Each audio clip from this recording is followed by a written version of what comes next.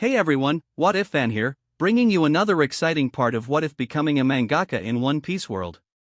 You can find the fanfic title and the original author's name on my Patreon page. Make sure to check it out and show them some love. If you enjoy the video, don't forget to like, subscribe, and ring that notification bell so you never miss an upload. Quick update. What If Ichigo awoke his true powers will be finished soon, since we've nearly at the end of the story. So now, I need your help picking the next project for the channel. I'm currently deciding between these three fanfics. What If Gacha System in Modern Family World? What If Transmigrated in Bleach World? What If Transmigrated in One Piece and becoming a Marine? Please vote in the poll and let me know which story you'd like to see next. I'll take the top pick and start working on that series next. Also check out my Patreon channel for early releases of all the series, where you can find all the series released one day ahead of YouTube. Alright, let's jump into it. Chapter 131, Heir of the World vs. Bleach. This can't excite me at all. The author is too amateur. Mihawk left the manga book Heir of the World on the side while making his last opinion about it. Youth Mihawk was currently still on the island of Drum, had nearly died fighting the Shiki days before, so he had to sit in the medical ward to take care of his wounds. Since his crushing defeat from Shiki, he is so excited to train again. The defeat hasn't caused him any setback, on the contrary, thanks to it, he has awakened to reality. He was so far away from competing with the likes of Shiki and Rob. These people were the peak of power in this world. He was grateful to Rob for saving him from that crazy Shiki, but his pride prevented him from saying a word of gratitude, but he still remembers this in his heart. The only entertainment he received recently was the emergence of a new manga. At first, he thought it was a new manga for that man, but when he saw that it was produced by world government he was disappointed. As he expected, the manga was not good for his taste. It was poor in terms of the portrayal of reality. It sounded like a fairy story. Dragon Knight? What was this? Evil giants? This is most likely a lie. History 800 years ago? This is a proven lie. How can the world government, known for its unwavering keenness to hide anything about history, draw a history manga? Even an idiot could say that's nonsense. And who doesn't know that the giants are a kind and brave race? Mihawk's interest in this manga grew weaker and weaker as he continued reading until he finally left the book away. This was disappointing. And Mihawk wasn't the only one who felt this way. In Pangaea Castle, the empty throne hall, the voluptuous figure of a glamorous woman sat on the throne. Her face was covered in dreamy mist and only sharp facial lines and bloody red eyes could be seen. When she finished reading the new manga, the book caught fire, turning it to ashes in an instant. What nonsense! Is this supposed to be me? She placed her pearly hand on her chin in a sitting position while thinking about what she had just read. Well, there are some points right already. I see this. Those old kids still haven't forgotten themselves already, while you passed the test.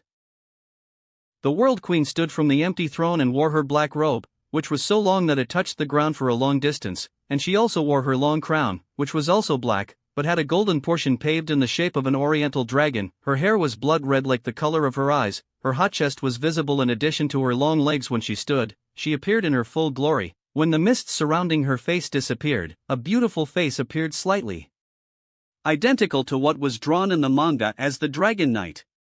Imo-sama descended from the stairs. When she reached where the five elders knelt, she didn't say another word but continued on her way until she disappeared from the hall. But make sure to scatter his cards as much as possible with your trash manga. When One Piece gets updated, the real chaos will begin. Her last words kept echoing in the hall. The five elders who heard that couldn't help but swallow their saliva nervously. Obviously, their manga failed to live up to the Lord's expectations. This was shameful for them. They didn't even make her gasp in admiration for once like she used to do with One Piece. The five elders felt remorse and sadness. They even copied the female protagonist of the story from their own lord in honor of her great sacrifices to this world, but that did not like her.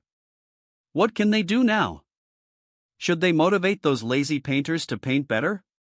Or should they add a little comedy? But that dark era 800 years ago was everything except comedy. Well, although 80% of the story was fabricated nonsense, at least 20% was true. The five elders sighed before getting up from their kneeling position and going to work. The next day, unexpectedly, a new update of the manga Bleach was released. The volume release date has been turned to Sunday, the same day One Piece was released. Rob did this in order to break the momentum of the world government and to remind them of who the father of this industry is. This was a fair competition. Bleach is still here, even if One Piece is paused. When the new volume was released, all the uproar caused by manga of world government in the islands which had an art store on its soil was silenced. Even the celestial dragons that had been drumming for the inheritor of the world since yesterday stopped and went frantically to buy Bleach tomes. This became a habit, they simply couldn't beat it, they needed to read the new volume of Bleach at all costs. Especially after the last arc appeared at the beginning of a devastating war between the Shinigami and the Arrancar.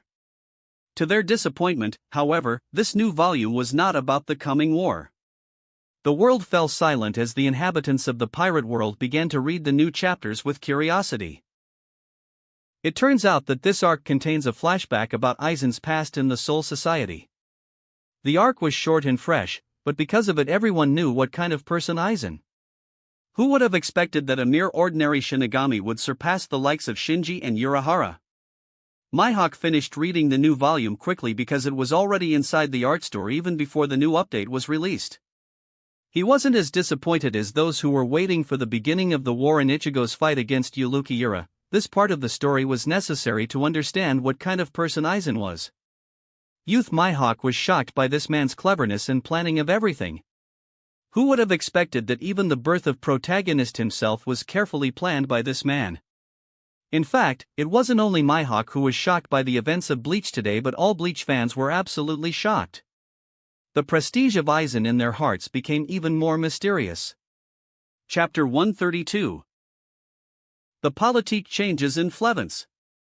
So, that's how it is then. Yeah, I think I enlightened a bit on the way of stories writing.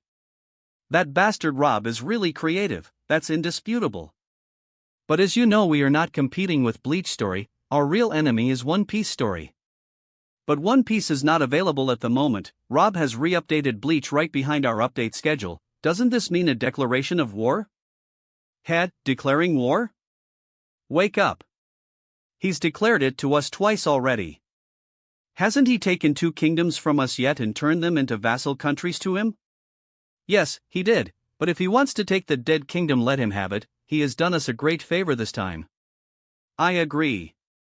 I also agree, but we cannot forget the Lindale kingdom. We will not forget it, it will return to being our kingdom once he dies. Now, let us discuss the important thing. What are we going to do about Bleach's rising momentum? What can we do? Bleach has been going on for nearly a year, it has deep roots and millions of fans, and a great story. How can we compete with it? That's what the authors we hired should think. You guys, we didn't manage to get praise from the Lord, but at least we passed the test. It's better than death. The debate raged between the 5 elders. Since the advent of Rob and the manga, such discussions have become a habit for them, and their work has become so crowded because of him.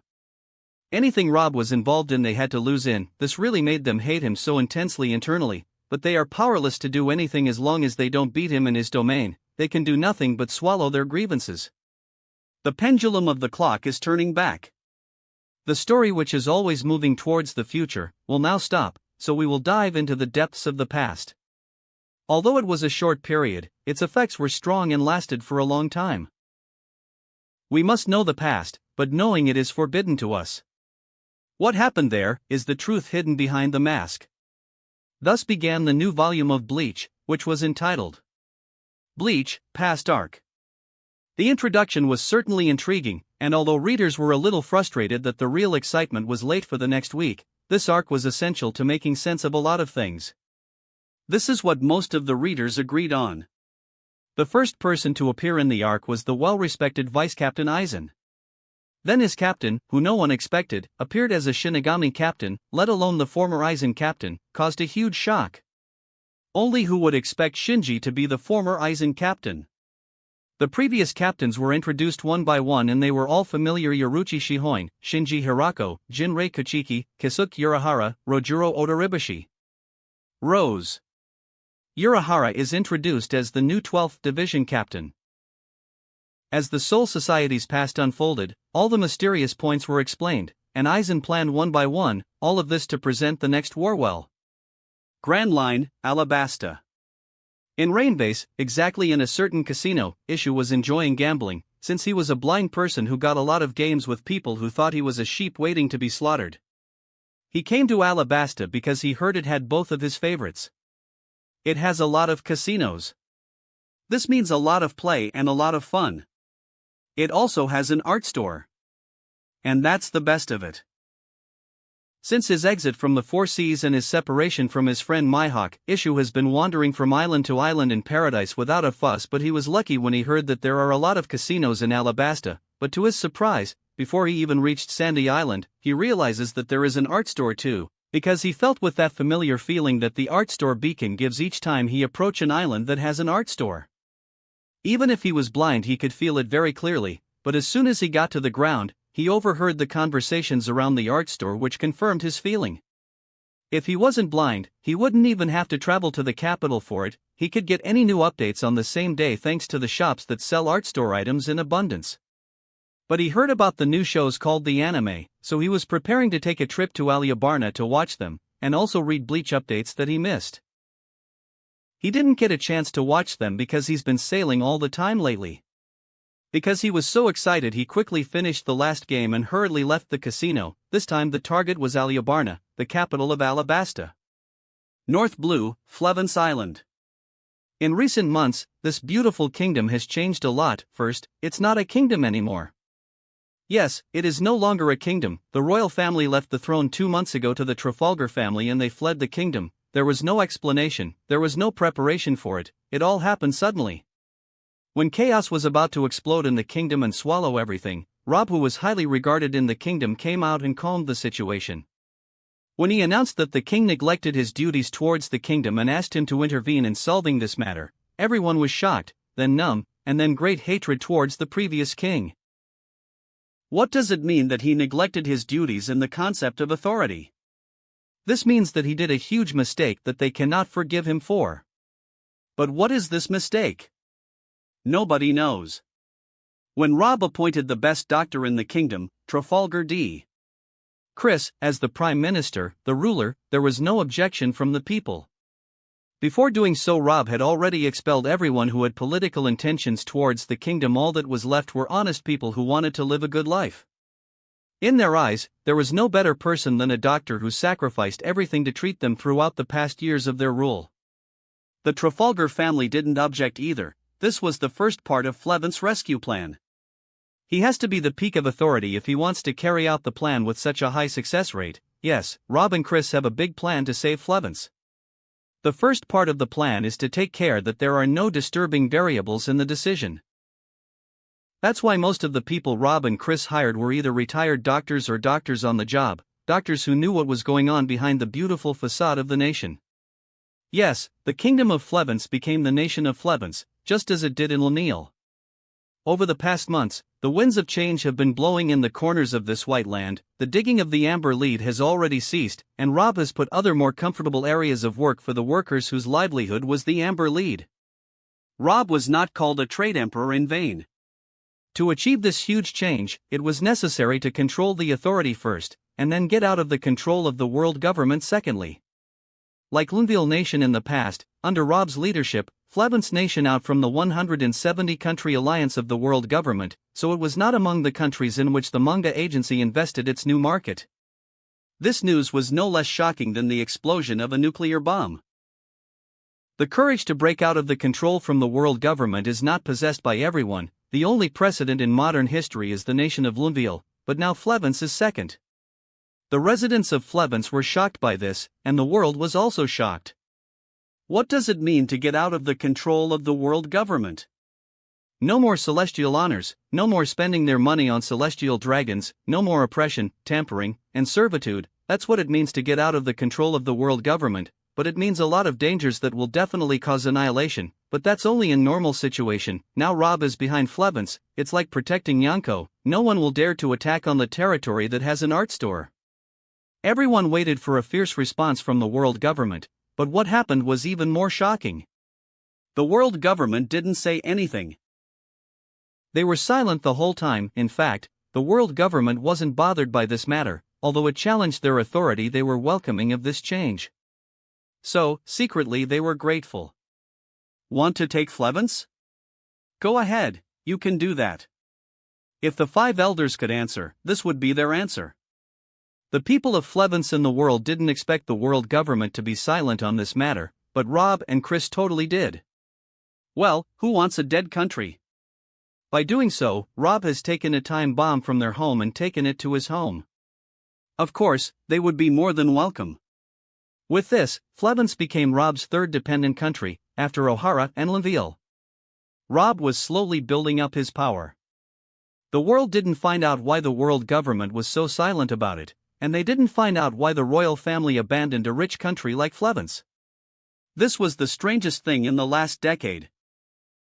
Only when the story of Flevance appears in the manga will the true story emerge and everything will be revealed. At that time another humanity crime will be added to the world government's endless criminal record. When the world government wakes up and wants to defend itself, it will already be too late. Regret will not help at that time. Chapter 133, After a Year. Enrich the anime world.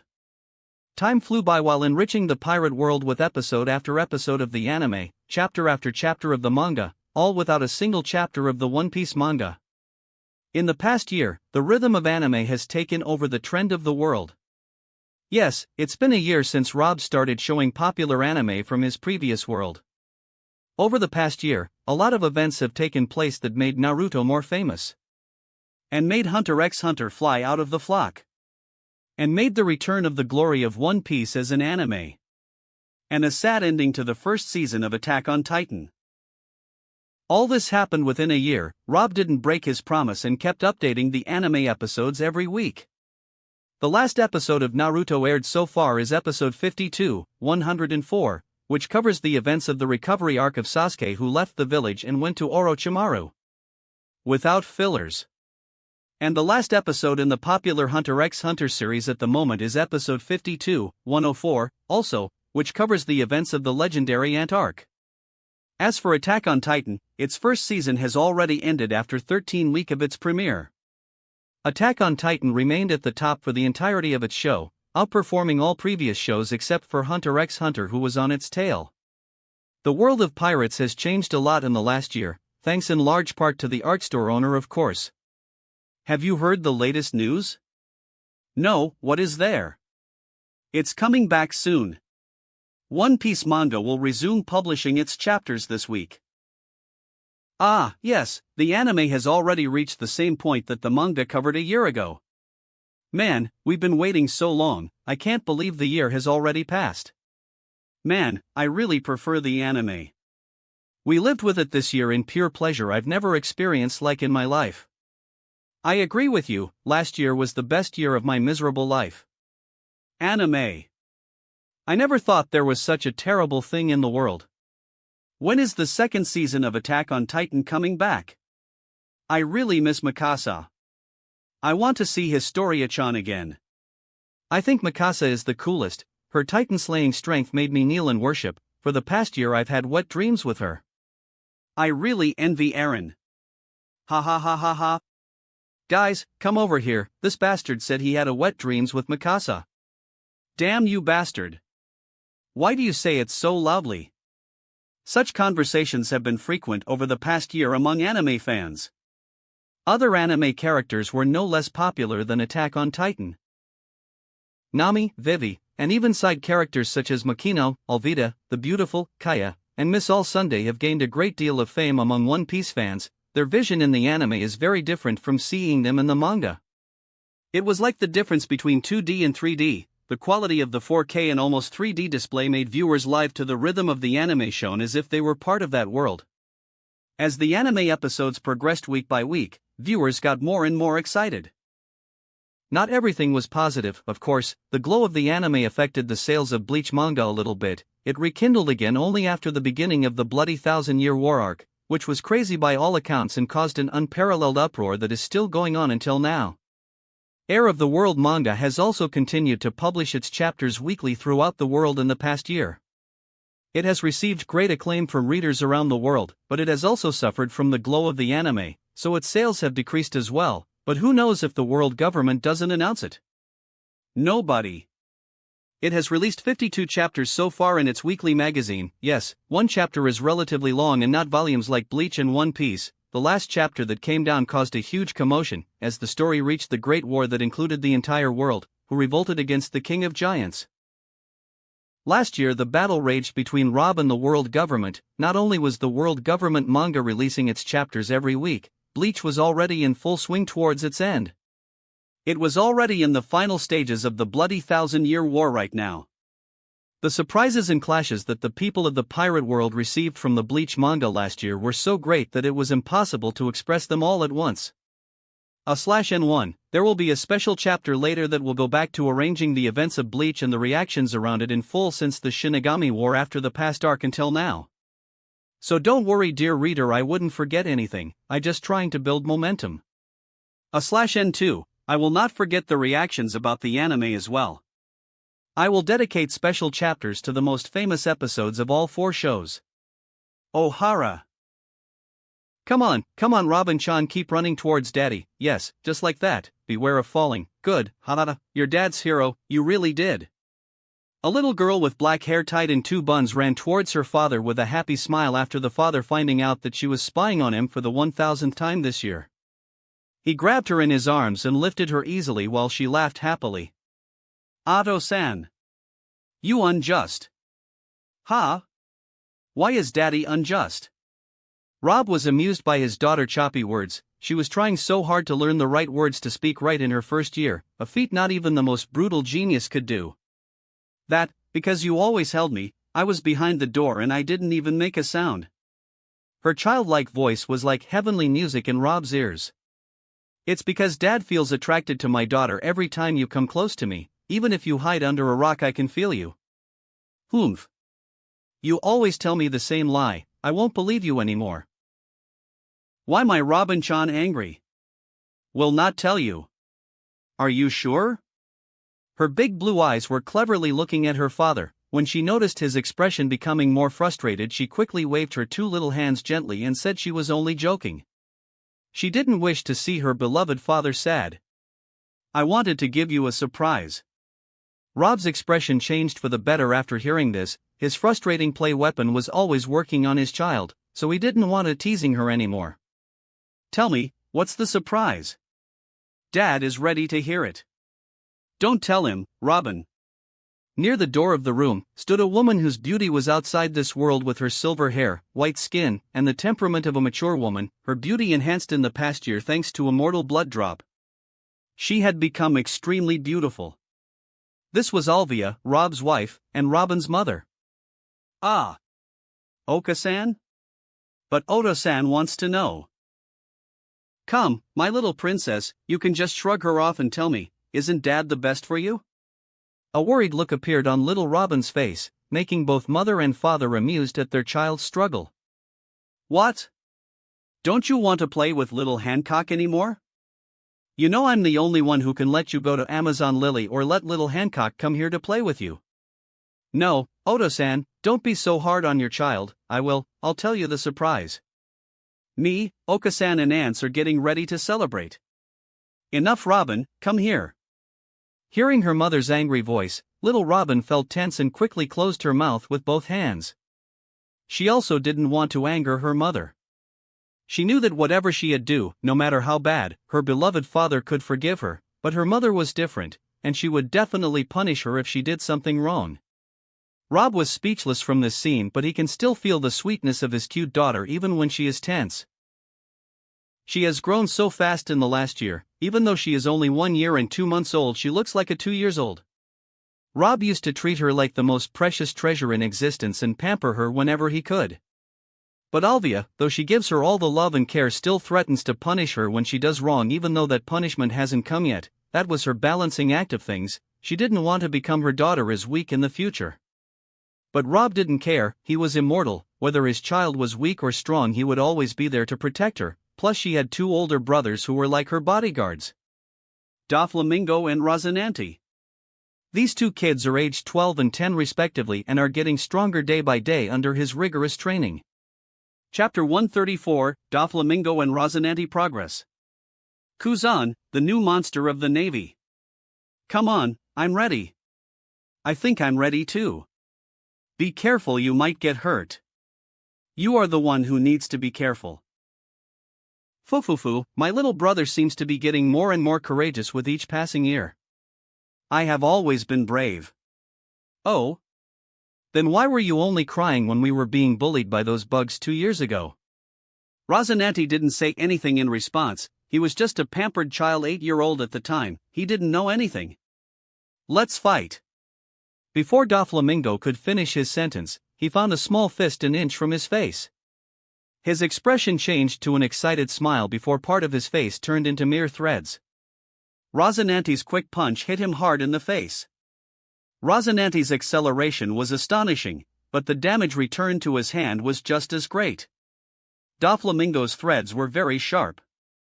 Rosinante accelerated again, kicking his brother in the leg. Doflamingo couldn't react in time because Rosinante was too close to him, unlike the first time.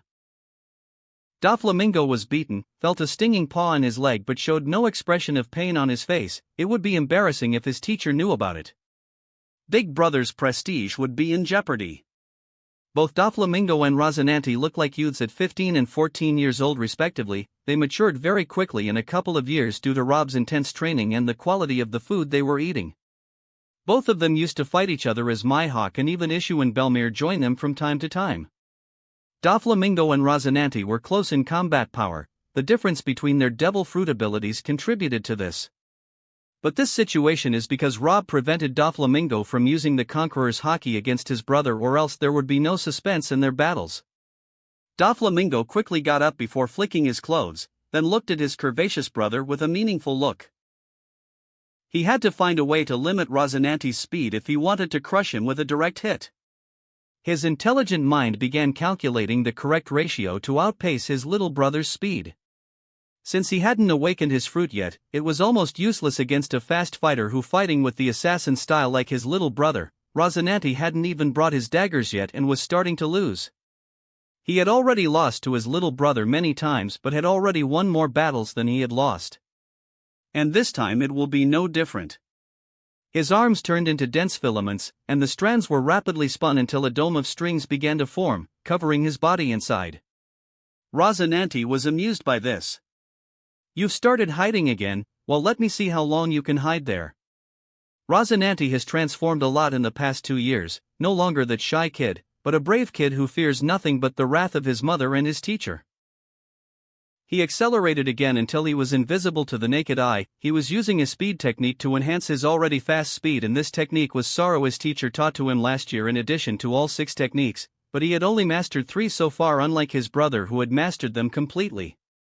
In a split second Rosinante appeared above the dome of dense threads, but this time he was holding 2 daggers half the length of an ordinary sword in his hands. The 2 daggers were beautifully polished. They were a famous sword that Rob got from the world government in the manga basics deal. Rosinante used his great acceleration as well as the 2 sharp daggers in his hand, cutting into the dome that seemed extremely weak, but the moment his swift attack touched the weak dome, sparks flew everywhere. Ha! It looks like your fruit mastery has leveled up. Congratulations, brother, but that's not enough. It's enough. Rosinante felt something strangling both his arms and legs from behind. When he turned around he saw his brother looking at him with a provocative smile, but before he reacted the dome in front of him turned into a torrent and rushed at him to devour him. In less than a second Rosinante was buried in a ball of sharpened strings. Fufufu, 95 victories for me, 87 victories for you. On a nearby hill, Rob stood while holding little Robin in his arms. He had a big smile on his face while seeing the 2 boys fight. Oto-san. Rosinante lost again. Didn't you say he'd be tied with Daffy soon? Oh. When did I say that? You're playing the fool again. Ha ha ha ha. I'm just kidding, my little, you see, Daffy got the upper hand in this fight because he managed to trick his little brother into his trap. If he wasn't, he wouldn't have one. Yes, Daffy is very cunning. I don't want to be like Daffy in the future. I will be so strong that I can win easily without tricks. Little Robin raised her little fist and waved by it excitedly as if she wanted to enter the battlefield right away. Ha ha ha ha. Yes, my little will be the most powerful person in the world in a few years. No. Papa is the most powerful in the world. Rob almost died because of her cuteness at this moment. When Doflamingo saw his teacher and his younger sister watching his winning battle, his expression became even more excited. He quickly unleashed the trap of strings on his brother to free him. When Rosinante was finally freed, he looked at Daffy with a dissatisfied expression. This will not happen again. Fufufu, I think you have repeated this sentence 95 times now. Look, even the teacher was embarrassed for you. Rosinante's embarrassment increased when he saw his teacher and younger sister Robin witness his loss. But his expression soon changed to an excited one and ran towards his teacher, or more specifically ran towards his beloved younger sister. Robin-chan. Are you here? Little Robin poked her head out of her father's warm chest before looking at the excited blonde child. Rossi-chan, you lost again. There is no trick, Daffy is so cunning. Before he could react, Rob grabbed him by the ear and lifted him. Rosinante felt so much pain, it looked as if his ear would be ripped out at any moment.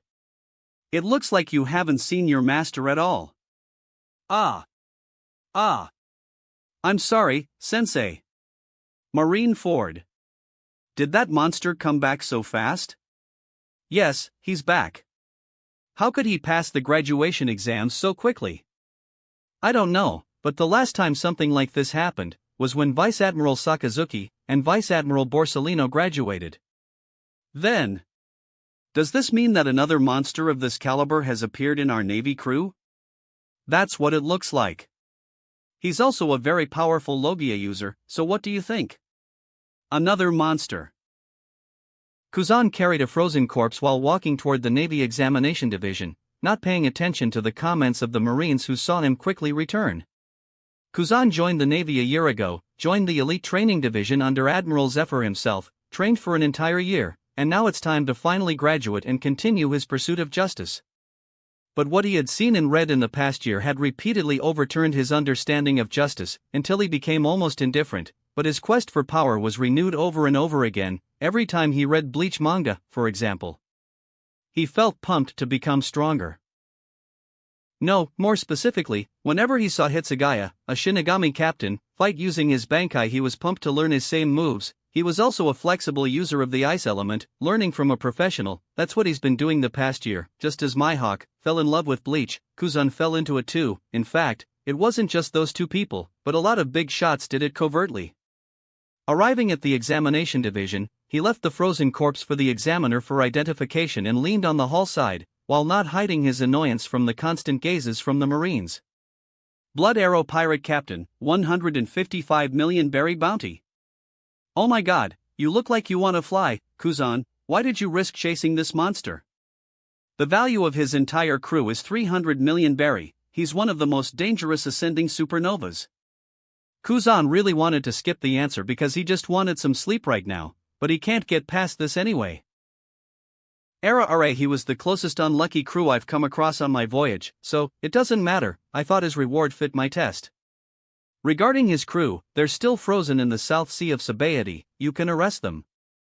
The listeners sucked the cold air while hearing that, terrified at how cold this guy was. What does it mean to freeze a crew worth up to 300 million berries as total bounty at the graduation exam? I'm kneeling. Even Sakazuki and Borsellino weren't as arrogant as this guy. The tester, who was a vice admiral too, he stamped very quickly on folder of Kuzan's success in the third test with the perfect mark once again. 3 tests passed with the perfect mark. 1 test remained. If he passed it by the perfect mark also, it was decided that a new candidate for admiral would appear in the ranks of the Navy again. Chapter 135, Episode 53 of One Piece in Pirate World. 105 to 106 episodes. The divine screen lights up again. Yes, the weekly episodes have finally arrived. Finally, I can see Nami-chan and Vivi-chan again. Ha ha ha, my week can't go on so well without watching the comedy of One Piece. Usopp is so funny. Yeah, and that perverted camel is funny too. The fights between Zoro and Sanji is funnier than anything else. I find Luffy and his brother Ace to be top-notch comedians. You're wrong, these kids are being act only in their true nature. I find Crocodile so intimidating, how will Luffy get over it? I heard from Matriarch San in the art store that there is a thing called a protagonist's armor that can sweep away everything in its path and easily clears the way for the protagonist of the story. This news is 100% true because Matriarch San is a member of the Rob Sama family. She will only tell us what she heard from the author himself. Protagonist's armor? What is this thing? Is it a real armor that can protect against physical attacks? Oh, no.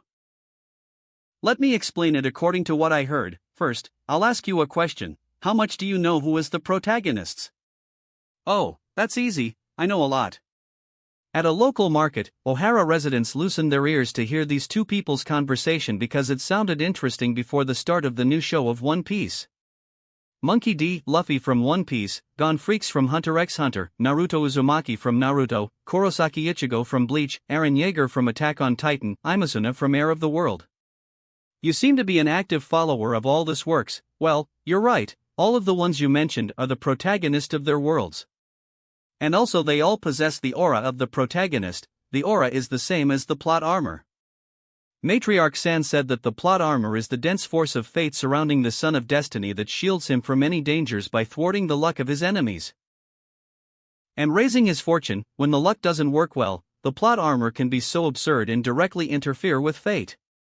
This is the supreme power of the author. I'm enlightened.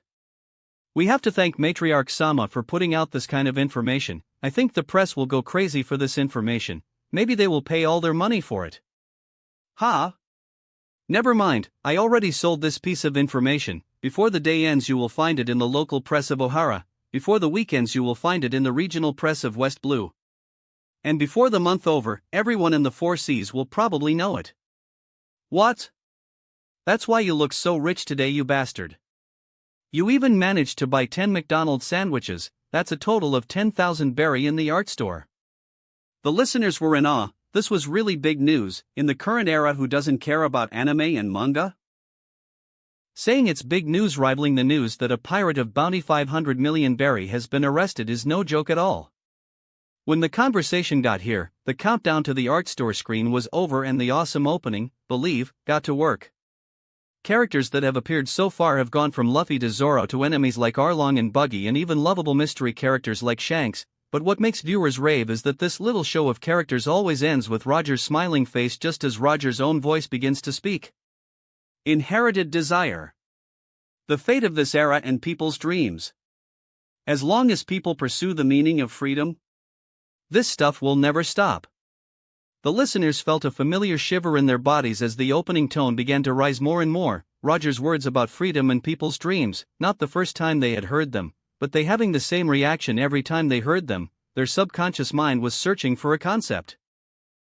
Freedom from the moment they first heard Roger's hypnotic words. The New World. On Roger's ship, the Roger pirates got very excited when the opening started. They were very satisfied with Rob in their hearts. He had truly given his captain the highest honors. Even the present Roger, who hadn't reached that point in his life yet where he can understood the words he had heard on the screen, was happy in his heart. Next to him stood Rouge, his beloved wife, with a smile on her face. You seem very happy, Roger. Since Rob tells her that she can see her husband whenever she wants, her happiness is flying off the roof. Even Roger had to go to Rob to thank him for this, and again and again. The one thing he was most worried about during his trip was resolved very easily by his former pirate member. Even in his wildest dreams, he didn't think he could go on pursuing his dream and seeing his wife anytime he wanted at the same time. But Rob had gives him a teleportation matrix that breaks the laws of the world and shorten the distances between him and his wife with complete ease. Rob had only tells him that this secret must be kept for him. When he heard that, Roger had give a blood oath to his crew members to keep this secret. Even Roger himself knew how valuable the spatial devil fruit was, which could teleport his eater across the world, and teleport people as well. Why shouldn't I be happy? This man has raised my reputation, allowed me to see my wife anytime I wanted, and paved the way for me towards the Pirate King easily. Now, even the fiercest pirates like Kaido and Linlin believe that I will be the next Pirate King, even if they don't want to admit it. That's good. Look, the opening song is over, the new episode has started, let's watch it together. Well, Rouge. Musical score Paradiso Mesachite has higher musical score. Musical note Believe in Wonderland, musical notes. After the opening ended, the narrator began speaking, explaining the map of Alabasta and where the crew's journey had reached so far. 3 years have passed and no rain has fallen on the country. The revolution is their only hope amid this turmoil, and the people took up weapon. This scorched earth has become a gigantic tide of turmoil. And to stop the rebellious army, Princess Vivi went to Yuba's oasis, but the last scenes of the previous episode that angered many, especially the residents of Alabasta, were shown when Luffy and Vivi fought, where Luffy punched Vivi and also Vivi hit Luffy. I want to hit Crocodile. If we stop these rebels, who will stop Crocodile? Trust us. Aren't we buddies? Tell me, where is Crocodile? That was what Luffy said in the last episode. The new episode began with Vivi's tears, affecting the residents of Alabasta more than it already did. Those who read the manga were more patient because they had already seen these scenes. But those who didn't were very sad. Finally, Vivi accepted the situation and decided to put her trust in Luffy and his crew to taking down Crocodile. The episode continued as the crew began their journey on foot towards Rain Base, Crocodile's base. The comedy between Luffy and Usopp brought back a jovial vibe for viewers. Well, apparently the temperature in Alabasta was so high that even an ever-active like Luffy felt like melting. Ha ha ha ha ha ha. Wah ha ha ha ha. That's funny, so funny. The scene of Luffy and Usopp when they splashed water on Smoker and Tashiji's face caused a series of laughter that spread across the islands. Hundreds of millions of viewers laughed like there was no tomorrow. This scene was very funny. Before that, viewers were truly moved by the courage and wisdom of King Cobra, who decided to fight Crocodile and not to harm his people by fighting the rebellious army led by Koza after reading Vivi's letter. His decision embodied the definition of a true king, and won the applause of millions of Alabasta people. Whatever happens in the future, the people of Alabasta will only trust their king and will not trust anyone else. The big smile on the king face, and his wife and even his servants like Igaram and Pel's father, it show how happy they feel at the moment. Moments after, Smoker appeared at the rain base when the hilarious scene happened, the atmosphere turned comedic again. When Luffy told Smoker that he don't hate him, with his adorable laughter, both the pirates and the navy felt a twinge in their hearts, contributed Smoker's reaction mixed with a kind of shyness and anger on the rise of other laughs from the spectators. Garp also laughed heartily as he repeated, "This is my grandson." Even Rouge, who she used to be conservative, laughed non-stop. Now, I understand why he could be the next Joy Boy, he really epitomizes the joy, he's so funny. SH. Roger blocked his wife's mouth after she said something she shouldn't said it. No one noticed as their focus was on Buggy and Shanks, who were hitting the table hard while laughing. They caused inconvenience amid watch the episode. Stop laughing, you brats.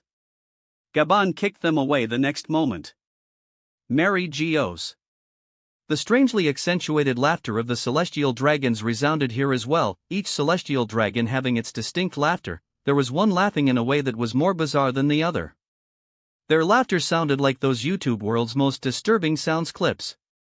But their guards didn't even dare to complain, though their expressions turned extremely ugly. Their ugly laughs were like high-frequency stun grenades. Damn you, Sky Sword! That's all they can say internally. The episode continued to entertain them until the Straw Hat Pirates and Smoker were both accidentally caught in a sea stone cage. Crocodile was really very cunning. After that, the story developed in an unknown direction. Everyone was waiting for Luffy and Crocodile fight. At the end of the episode showed scenes that the manga has not yet reached. Finally, after a year of waiting, real progress has occurred in the story of One Piece. Half of Imu-sama's side face, who was an out-of-this-world beauty, showed a meaningful smile. Finally, it will start again. The deadliest cause of a storm that can truly swallow the world. I'm waiting for you, Rob-chan. You're the only one who made me excited again, after that loser Nika. Make me get more excited, don't disappoint me like him. Koala. Chapter 136, New Art Stores. That was great, Oto-san, everything you do is amazing. Rob was out of his thoughts when he heard the childish voice of his little daughter. He couldn't stop Robin from watching One Piece anymore, which was the reason why he had been immersed in his thoughts recently. Because of his immortal genes, Robin became more aware of her surroundings in a short period of 7 months. When they celebrated her first birthday, she was much more aware. She was the embodiment of a demon genius in terms of logic. She quickly reacted to everything she saw on the shop screen as an integral part of her new world. It's good that the first part of Awoke was over before she could realize her surroundings. The one she liked the most was One Piece. Rob smiled at his cute daughter and gently tapped her forehead. Can you promise your father that whatever you will see in the future, you will think of it as just fantasy for fun, okay? Isn't it just a fantasy for fun? Little Robin tilted her head to the side, perplexed. Yes, it is, but your favorite anime is the same as our world, so I don't want you to confuse the two worlds, especially since you are at this sensitive age. Little Robin seemed to absorb her father's words for a while, and then after a minute, a sweet smile appeared on her little face. She raised her pinky finger and said in her childish voice excitedly, I promise you, Oto-san, I won't take what I watch on TV seriously in the future. Ha ha ha ha. Good girl, as a reward I will take you, little Hancock and little Makino on a tour to Whole Cake Island again. Little Robin's eyes lit up as if she had heard the best news in the world. Stars literally appeared in her eyes. Yay! Oto-san is the best dad in the whole world. Rob hugged her more intimately in his cuddle before he say, For my little daughter, I will be the best father. But once again don't forget Marigold and Sandersonia. They are my sisters too. Ah. Yes, sorry, I will never forget them again. After the end of the new One Piece episode, rowdy discussions resurfaced everywhere that had an art store. Last year Rob added 20 new art stores in 4 seas, so things have been a lot more tumultuous than they used to be. The islands to which he added his art store were either islands close to a few dozen other islands, or islands with at least tens of thousands of residents. He has almost reached his limit in the 4 seas. Some of the famous islands on which he added his art stores in the 4 seas, the Rashwan Kingdom in the South Blue.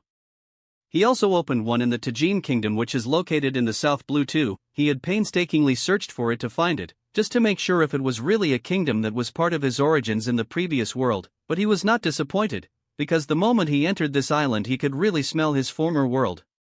Since that day, he came from time to time routinely just to have his favorite meal available here in abundance. This kingdom was as noisy as its counterpart in his previous world. Moroccan Tajin, that's what he's talking about. When he opened his art store here, he felt a kind of inner peace, so he reduced the prices a little, because he noticed that the purchasing power of the individual in this kingdom was a little weak. Since this kingdom was politically stable, he was keen to invest here a lot in the future. In the South Blue also, he chose the Samba Kingdom as the land for his art store. He was unconsciously inclined to search for kingdoms and islands that had a certain connection to his previous world. However, it was small. Since his arrival here, he made sure that this kingdom had been ruled by a Brazilian transmigrator at some point in its history. Apparently, simply because the smell of Brazil was everywhere. Football was a very popular sport in this kingdom. Rob had a lot of development plans for this kingdom. He also opened an art store in the Whiteland Kingdom, this time in the North Blue. This snow kingdom was much cooler than the Drum Kingdom because it was so close to the North Pole. This kingdom reminded him of the Iceland of his previous world. From the moment it opened, his art store became so popular, it became a great gathering place for the people of this kingdom, that even the king himself would spend most of his day here. For no other reason, just because he's warm. If he asked a random person what he thought of an art store, he would say it's heaven itself. In the North Blue also, he opened an art store in the Dual Kingdom. This kingdom was subject to a rather harsh military rule, but with one slap on the king's face, he succeeded in making the dictator to bow and don't dare to raise his head again. At first, the king looked at Rob with contempt and ordered his soldiers to shoot him even before he entered to meet him, but to his surprise, he had hit an iron plate this time. His petty decision that day only precipitated his downfall. Rob had already become the undeclared emperor of the Four Seas. This title was already starting to spread among the people, so only an unwise, ignorant king would make such a mistake. When he finally came to know his identity, he fainted in terror. In the Four Seas especially, who doesn't know the Sky Sword, the Four Seas Emperor? His power here was so formidable that it surpassed even the world government. His gentle dealings with people, being a king of entertainment who's second to none, his massive investments amounting to billions of berries annually, as well as his strength publicly declared to be of the same level as the three great pirates, all made Rob a nightmare for the kings of the greater part of the seas. World. In each of the Four Seas, Rob added a maximum of 5 art stores. The Frost Kingdom from the East Blue this time was a good destination. It was stable and politically powerful, and it was kind of fair with its people. Rob was mainly looking for the kingdoms that participated in the future levelly and had some fame, but also he didn't neglect the other kingdoms that did not appear. The only problem was that they were as many as the number of stars in the sky. After wandering for 2 years in this world, Rob was sure of only one thing: what appeared in the story of One Piece was really part of the iceberg. Everywhere, small and medium islands were like sand scattered here and there. The big islands, on the other hand, were either uninhabited islands, which are rare, or huge kingdoms with a rich history. Alabasta, Dressrosa, Wano for example, were islands as big as countries with thousands of kilometers of area, an Earth planet. Rob made sure that what he was watching in the anime was much smaller than the real world. Various civilizations, ancient and modern, tight-knit or in chaos. Rob saw a lot and heard a lot. His knowledge of the pirate world was getting wider by the day. Contrary to the first stage of his plan to conquer the seas with art, this time he was not alone. Rob was wandering from one kingdom to another with his beloved daughter. They were spending the most time together. In this parallel world, Robin's childhood became an epic story. Her life was full of true excitement, love, and happiness. Finally, he could confidently say that he had successfully achieved the first half of his plans, without little to no disturbance from the world government. Before they even interacted, Rob had already paved the way for everything. Now, it's time for the storm to arrive, which, perhaps, will be decisive. In his personal section of the Ohara art store, Rob looked at the manga book in his hands. The page where the adult Robin was reading the poneglyph for crocodile. This is where the name Bluton first appeared. The real reason crocodile created chaos in this historic kingdom. Rob was sure this volume would bring a devastating storm. This time, if he not standing strong like a mountain, storm winds may send him to fly. Because of him might completely destroy the kingdom of Alabasta. Rob sighed for the 1000th time before sending the volume book to his inventory because he sensed a little rabbit sneaking up to look for him again. "What are you doing here, Robin? Didn't I leave you at your mother's?" Robin's little head appeared again from behind his office door in his personal section. "Didn't you promise me that we'd pick up the girls and go on a trip to Aunt Big Mom's island?" Only Robin can roam around her father's places, forbidden or not, even her mother. She isn't allowed to enter some of the forbidden places in art stores. Rob has a private room where he records his rosy dreams about the harem, but Robin could. "Come here." Little Robin's agility was like a monkey, a far cry from that of a 1-year-old. Some first-year-olds might still crawl let alone walk, but Robin here was faster than an adult. Very quickly, she had already grabbed her father's neck and sat in her favorite spot on his shoulders. "Humph. Shall we go now or not?" "Of course, we'll go. When has your dad broken a promise to you?" "Not once. Oto-san's promises are absolute truth. You are a better father, unlike Gonchan's father." "Ha ha ha ha. Why are you mentioning Gon's father again?" "Well, did you ask Oka-san's permission first?" "Sure, I did." "Well, let's go." Rob exits from the teleportation room with little Robin. When they were noticed by the Amazon women, they greeted them excitedly. Rob used to bring Robin here, so he got Robin off his shoulders and she ran towards a group of children who were playing in a place for Amazonian children here at Amazon Lily. Chapter 137, Amazon Lily Empress wants to be a waitress? Kaido? A glimpse of the exciting last year. "This is for you, Rob-sama, enjoy." A hot blonde woman with a tray of drinks in her hand came to Rob, who was sitting in the open space with the children who were playing nearby. This Amazonian blonde are exactly the look-alike Marguerite from that time when she stoked Rob's way to enter Amazon Lily 2 years ago. Rob later learned that she was called Marlin. She approached Rob shyly, her cheeks red from shyness. When she left the tray on his table, she seemed to sigh of relief because she had done nothing wrong. Like most Amazon's women, Rob was her secret crush. "Thank you, Marlin." Rob smiled sweetly and took a sip of the famous Amazon Lily fruit juice, drinking it in one go because the first sip only made him drink more. "No need to thank me, Rob-sama. You're welcome. Hebiheim-sama made us take special care of you." Marlin gracefully bowed before turning to leave with a tray in her hand. Rob was not surprised to hear this. Gloriosa was madly in love with him, that's what everyone knows, even Alvia knows it. Rob puts on an uninterested facade whenever he's next to her just to make her understand that he can't be with her, but the more time passed, the more she fell in love with him, and it seemed like she was desperate to be with him. Even Alvia stopped complaining about it after noticing how dedicated Gloriosa was. Rob shook his head in resignation, not wanting to think about it any longer. "Robin. Hancock. Sonia. Marie. Come here, it's time to go somewhere else."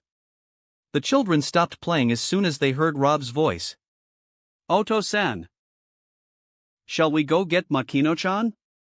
Little Robin was the first to arrive at her father's side, while little Hancock was the second. While Sonia and Marigold still lagged behind with inconsistent strides. Their age was like Robin, though their body sizes seemed abnormally larger than Robin, they still less on basis of maturity and strength compared to Robin, who had the best genes from her parents.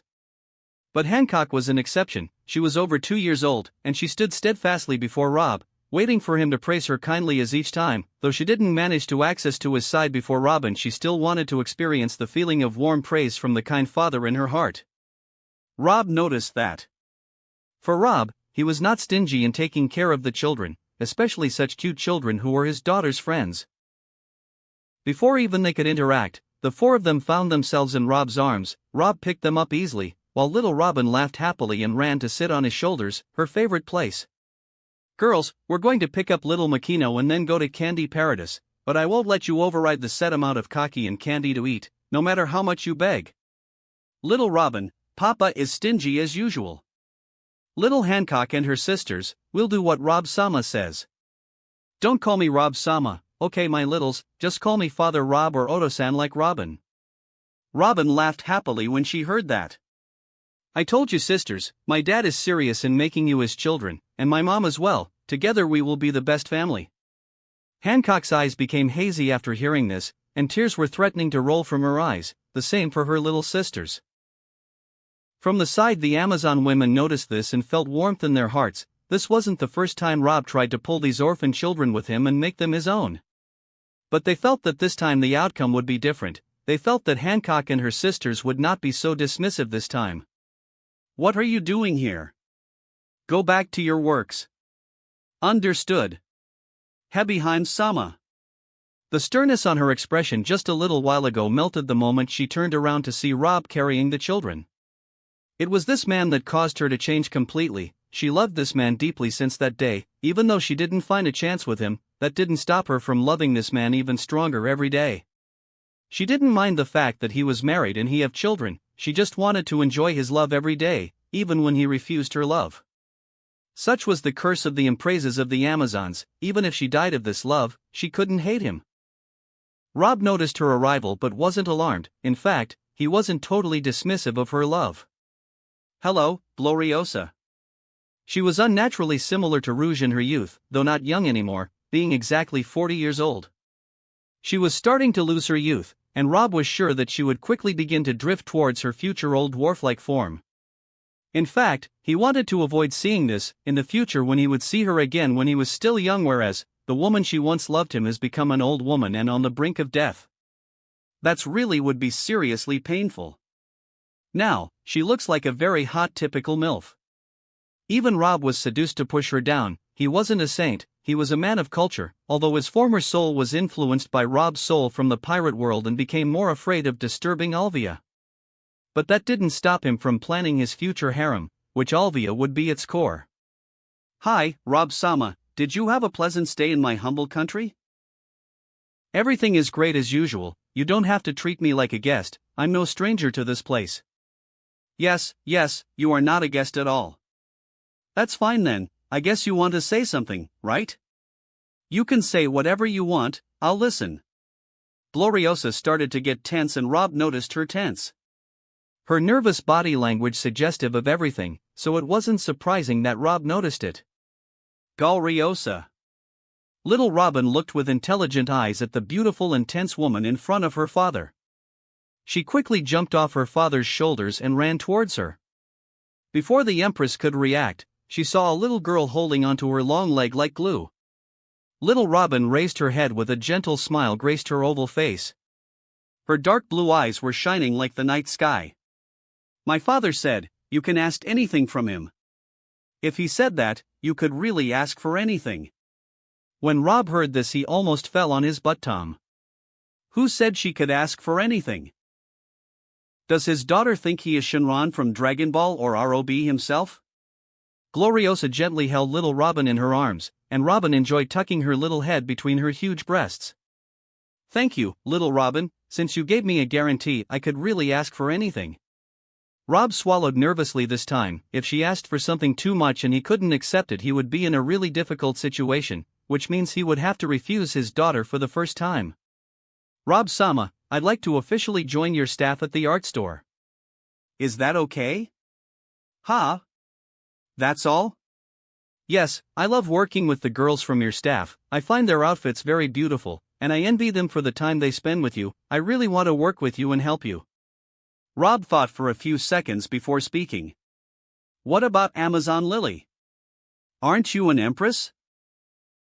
I've been thinking about this for a year now. There won't be any problems. Your store's teleportation ability has solved this dilemma, and I will also only stay the empress for a while because the next candidate is currently in a testing phase. After hearing this, Rob sighed in relief. It's good that he didn't have to reject her down. Okay, you're accepted. You're going to be the new waitress at the art store. Rob walked out of the art store in Fusha village with 4 children. In just 2 years the small village turned into a town, and perhaps in another 2 years, it will turn into a big city. All that because of the art store. This divine store attracted more people from everywhere. The village expanded day by day and became the second largest town in the Goa kingdom, and it also got an official municipality from the kingdom. The same goes for the Grey Terminal, which is no longer the same as the past. Even Goa people stopped throwing garbage in that place, as it turned into a huge town for the poor, because of the art store too. The Dawn Island alone had 2 art stores. Even the main capital of Goa Kingdom did not have one, so many people moved to live near the art stores, and the map in this kingdom turned into such a sudden situation. Fusha Village, no. Fusha Town is now the most famous town along with Log Town in the East Blue. The people most shocked by this change were its natives. Before an art store showed up here, everything was so quiet in this place. It was just a small and peaceful village, but who would have thought that such a small village would become such a big town? Whoop slap, the village mayor, he had become a town mayor now. The moment Rob appeared in the eyes of the townspeople, discussions about One Piece episode 53 stopped. It's not every day they get to see Rob after all, so they salute him. Rob didn't refuse their greeting. Even little Robin helped him to salute the people, for she was accustomed to seeing her father greeted everywhere with a standing ovation. They soon pick up little Makino and they transported to the new world, Whole Cake Island. Makino's life was also more wonderful than the original story. Her father is still alive and in good health. In addition of that, her father remarried her beautiful nanny at the time, Camilla, which became her new mother. Rob added both of them to the bar of his art store in place of their personal bar, which is already deserted and replaced by a wonderful house that used to be the bar and the house of the happy family previously. Like Hancock, Makino is currently 2.5 years old. The 5 children had a wonderful day on Whole Cake Island, exactly in the Rob area he got from Lin. This place had a river of orange juice running through it, and a castle built of white and black chocolate, and a theme park designed by Rob from his previous world. Paraspero helped building it with his candy fruit as per Rob's instructions. This place was the entertainment paradise that he designed especially for his daughter. It later became a paradise for all the children his feisty daughter would invite every time she got permission from her mom and dad. This time also Rob had to trick Lin into not finding him and causing trouble with her endless temptation. Big Mom was still chasing him. She still wanted to make him pollinate her with his seeds. No, it seemed like this desire was getting crazier year after year.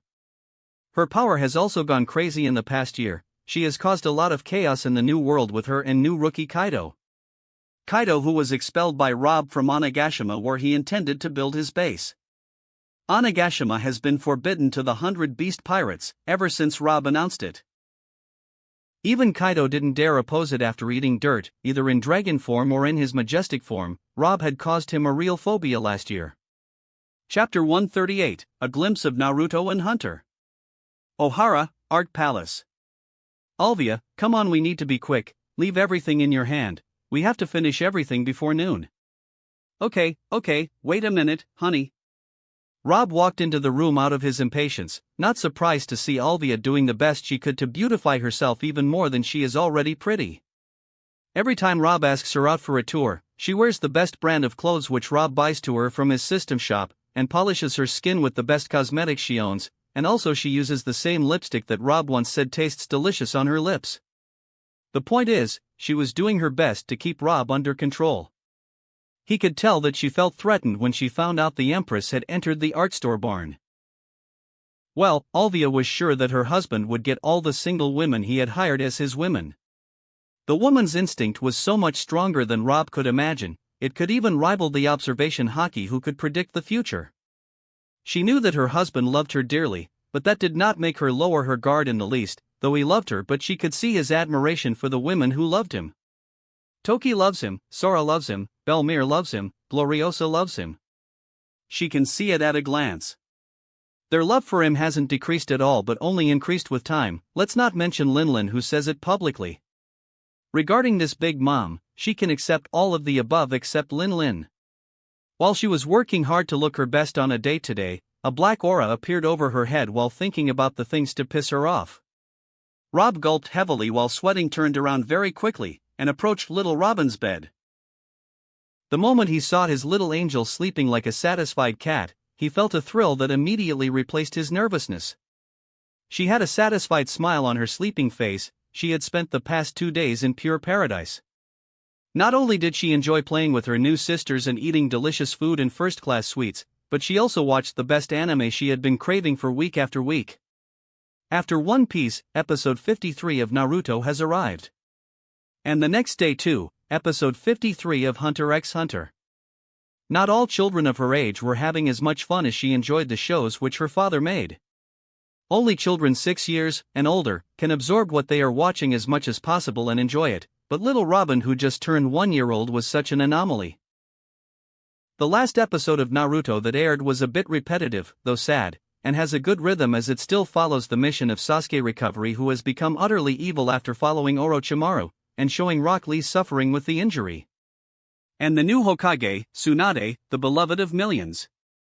The idol of Issue in particular, also told him that he had to surrender and that his injury could not be cured.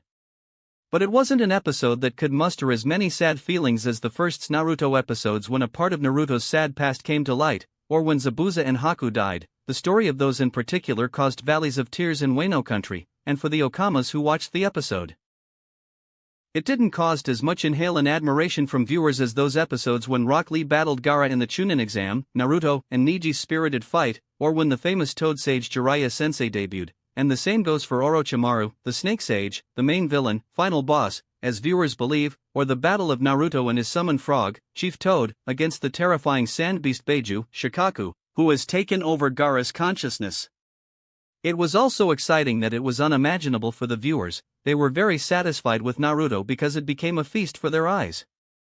How many families do Monday afternoon become a great time for a family gathering and watching Naruto in their garden?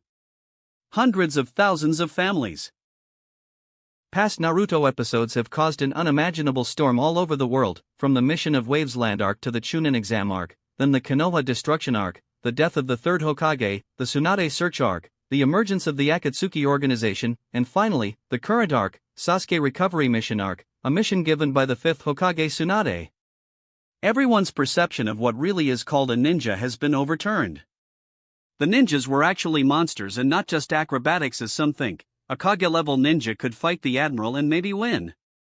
This is what a ninja means. This fact has already been agreed upon. Thanks to the Naruto anime, the Wano ninjas have become much stronger, smarter, and humbler than they were original. In the future Wano war, if it happens, will not be the samurai who will lead the way, but the ninja. The Wano ninjas became very scary after the appearance of Naruto, especially Reizo. The Naruto anime was now the divine totem that brought together all the Naruto ninjas. Whoever can learn one technique from Naruto can be considered a true ninja. The appearance of another descendant of the Uchiha, Itachi Uchiha, Sasuke's brother, and his bloody enemy, the same person who caused the genocide of his clan, also caused massive reactions. This person was insanely powerful. His strange illusion skills caused a person of the Kakashi level to suffer from hell for 3 days in a moment. Even the most terrifying devil fruit users couldn't do such a thing. Even the 5 elders felt greedy for possessing such a divine eye that bestowed such supernatural abilities, the Sharingan of the Uchiha clan. The same goes for the Byakugan of the Hyuga clan. Also, the appearance of Kasami, who was similar to Fishman, made everyone assume the existence of the Fishman race in the Land of Mist. Unfortunately, Rob hasn't opened an art store in the Ryujo Kingdom yet, but he will soon.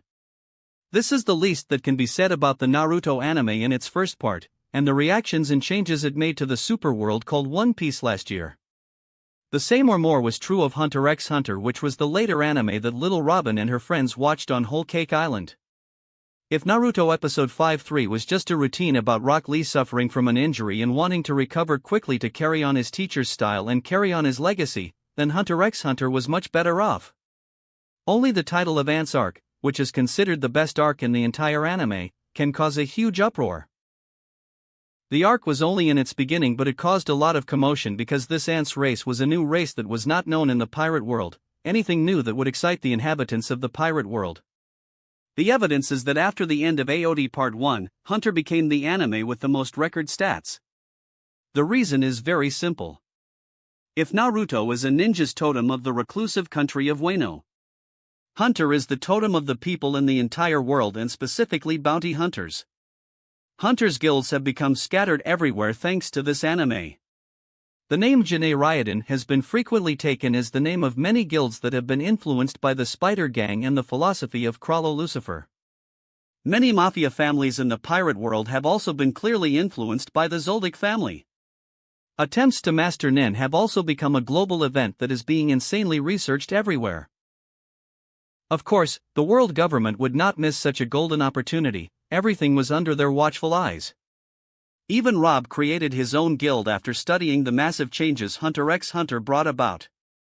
He hadn't expected such a turnout for Hunter x Hunter. Rob withdrew his hand after wiping some saliva that was dripping from his sleeping daughter's mouth.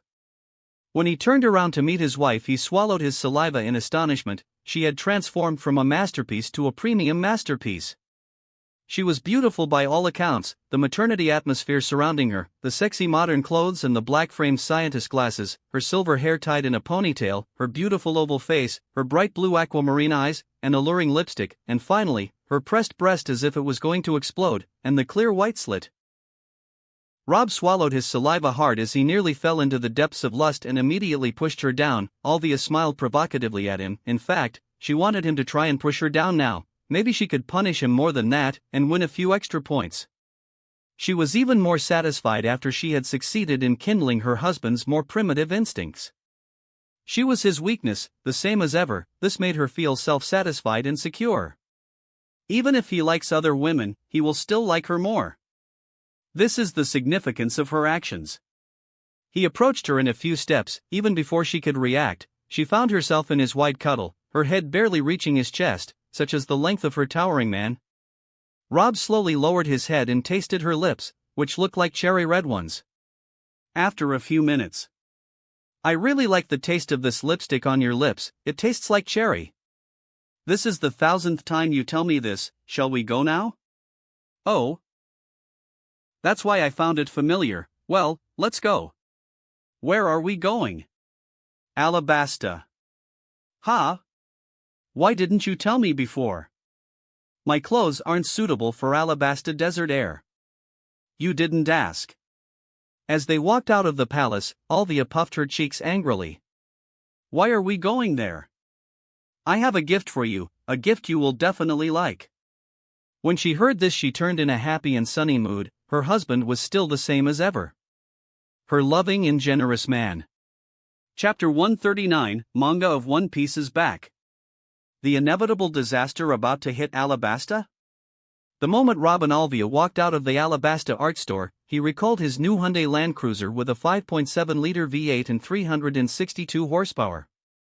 This car was one of the best in his system shop had at the moment for facing desert countries like Alabasta. When Alvia saw the luxurious white car, she was impressed. Her husband really liked pretty things, so she got used to it. When she's with him, she's always mentally prepared to see something new come out of nowhere.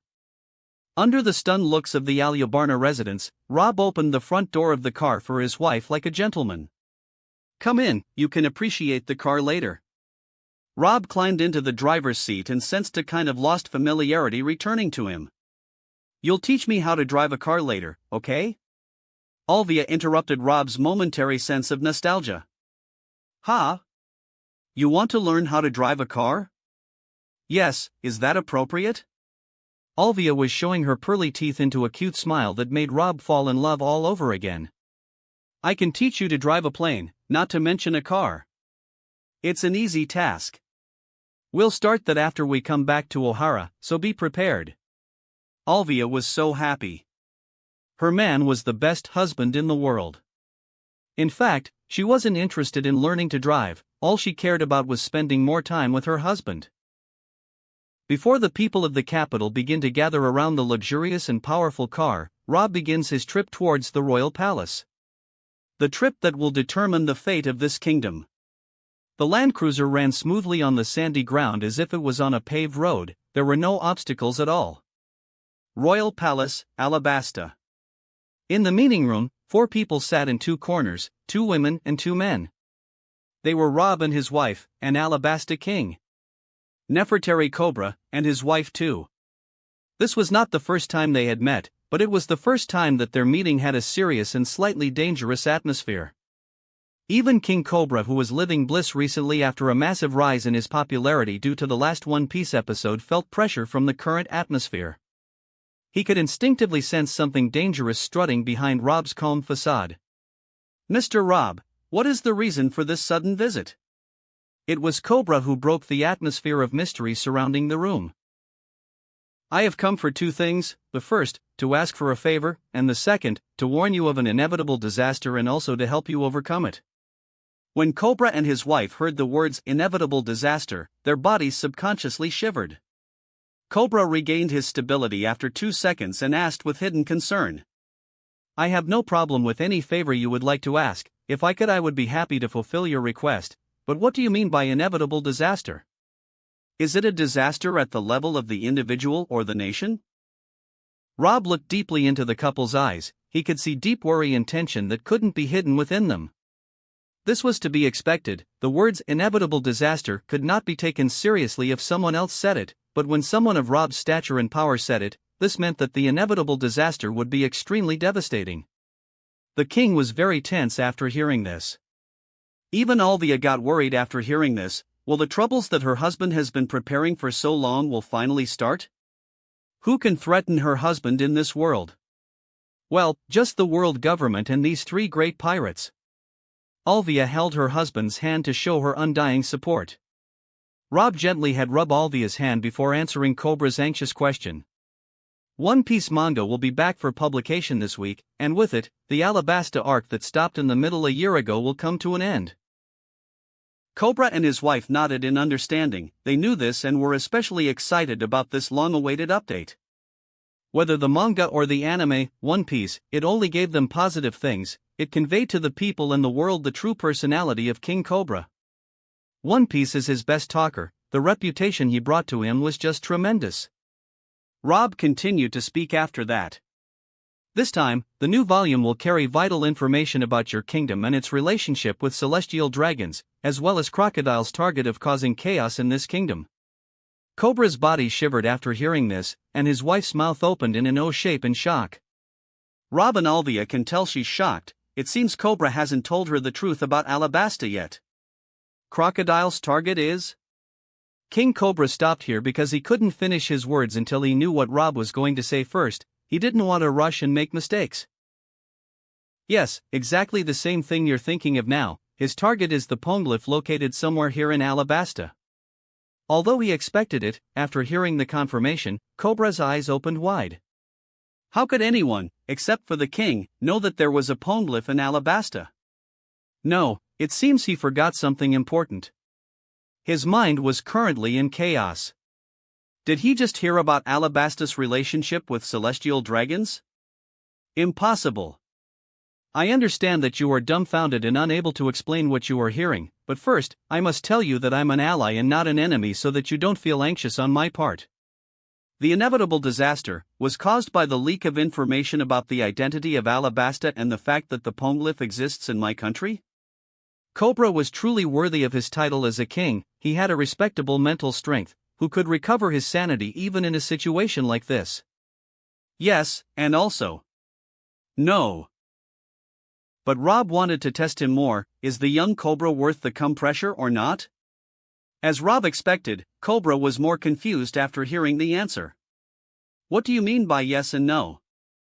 The inevitable disaster will surely be caused by a leak of information, but the leaked information is not just the existence of the poneglyph in Alabasta, but the contents of the poneglyph itself will be leaked. When he heard this, Cobra's face turned pale, as if he had grown by a full 10 years in an instant. That's impossible. The only people who can read the poneglyph are the Ohara archaeologists. Why would they leak? Don't be in a hurry to make judgments. The one who will leak this information will be me. It seemed as if thunder was erupting in the heads of the listeners at this moment. The king. The queen. Alvia. Oh, don't look at me like that, I also don't have a choice. This information will appear in the new volume of the One Piece manga. I bet 80% of readers will consider it false and made up to create suspense in the story, but 20% will consider it an indisputable fact. You have no choice? Why are you doing this? Cobra said in a lukewarm tone as if he had lost faith in everything. I will die if I don't draw the reality of the world as it is. Cobra and his wife's eyes recovered some light when they heard this. Alvia also felt a tremor in her spine. If that was really the situation, he really had no choice. Is the stop update of manga for a year related to this situation? Yes, that was indeed the reason, but don't worry, even if the information is released, I have a way to protect Alabasta.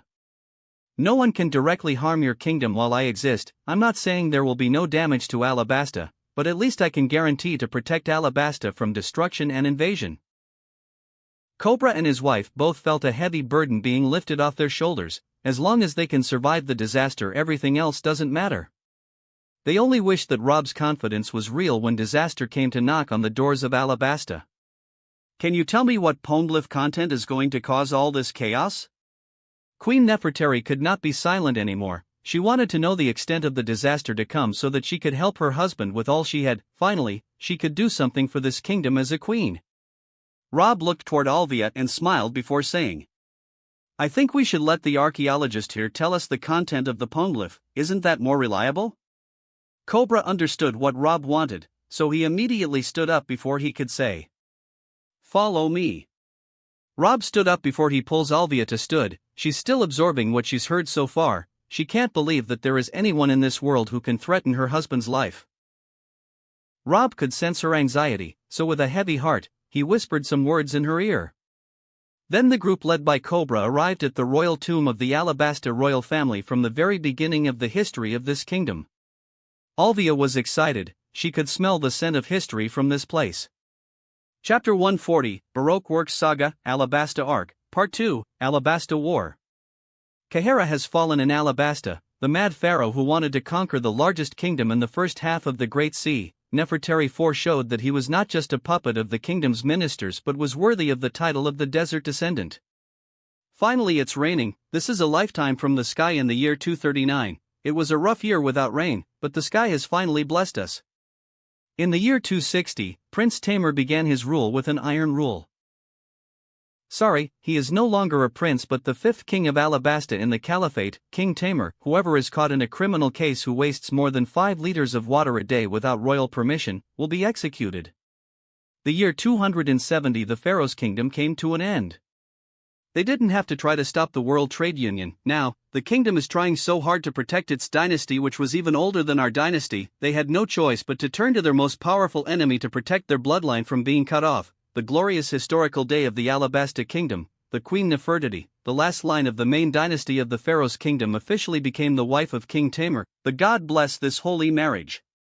From now on, the kings of Nefertari will marry only the women of the pharaohs. In the year 302, the great temple of Tab was completed building in Urmalu. On this great occasion, the shogun of Wano, Kazuki Ryumo, extends their warmest congratulations to the people and king of Alabasta.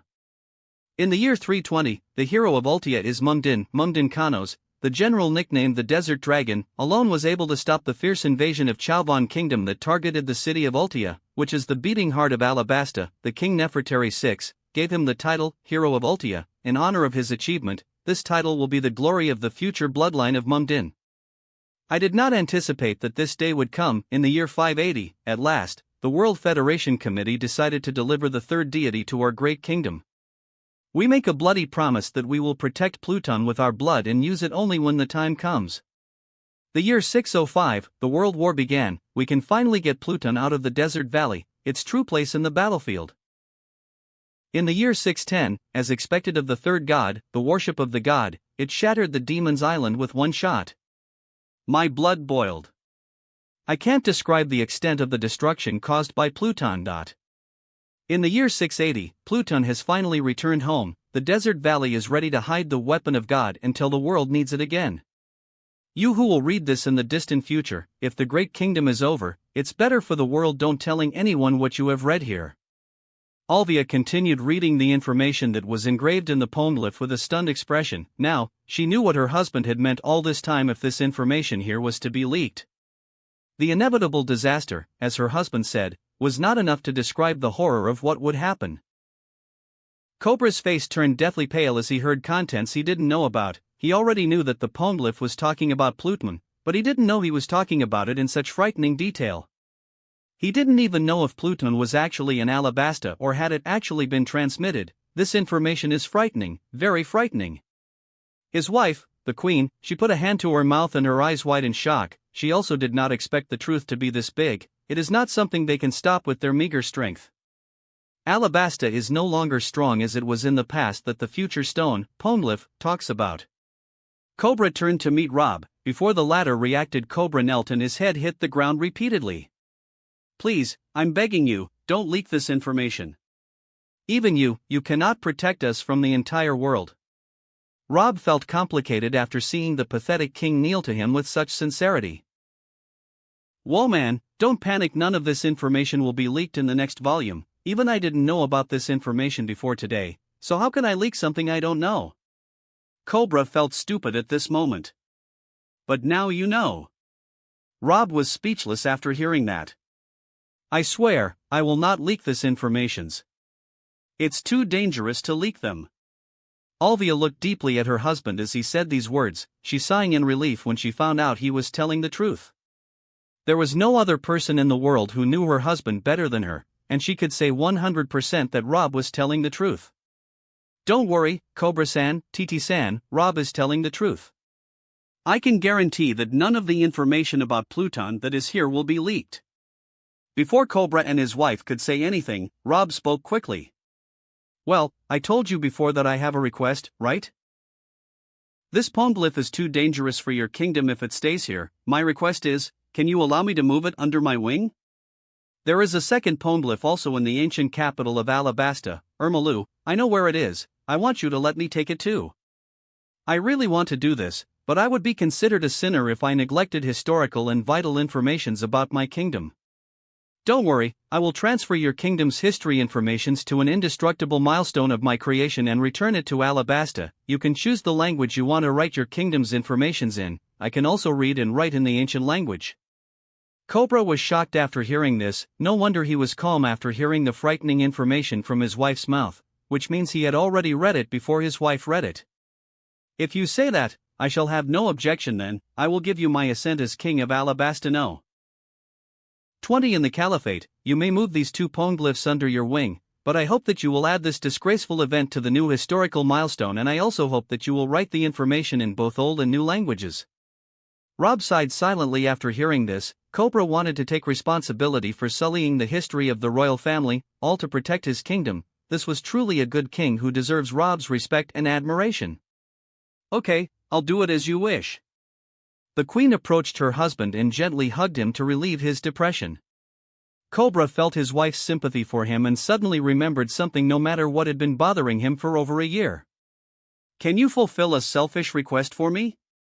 Rob's surprised when he hears this, but he still happily accepts. "Of course, what do you want?"